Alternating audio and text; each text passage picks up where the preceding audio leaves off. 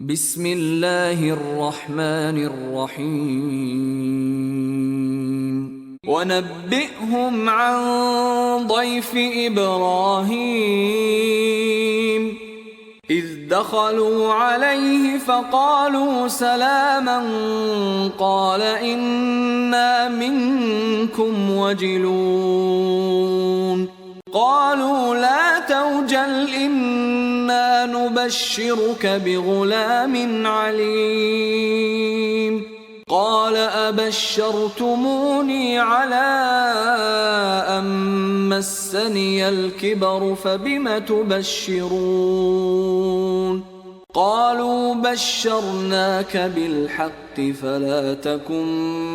من القانطين قال ومن يقنط من رحمة ربه إلا الضالون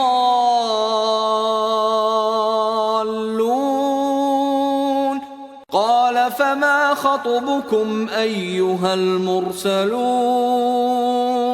قالوا إنا أرسلنا إلى قوم مجرمين إلا آل لوط إنا لمنجوهم أجمعين إلا امرأته قدرنا إنها لمن الغابرين فلما جاء آل لوط المرسلون قال إنكم قوم منكرون قالوا بل جئناك بما كانوا فيه يمترون وأتيناك بالحق وإنا لصادقون فأسر بأهلك بقطع من الليل واتبع أدبارهم ولا يلتفت منكم أحد وامضوا حيث تؤمرون وقضينا إليه ذلك الأمر أن دابر هؤلاء مقطوع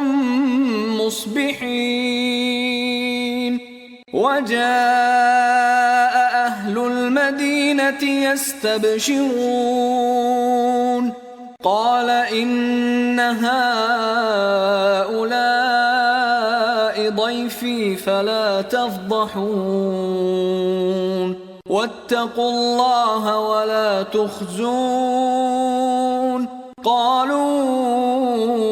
أولم ننهك عن العالمين قال هؤلاء بناتي إن كنتم فاعلين لعمرك إنهم لفي سكرتهم يعمهون فأخذتهم الصيحة مشرقين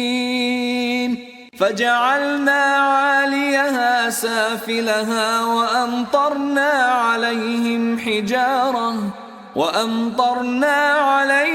حجارة من سجيل إن في ذلك لآيات للمتوسمين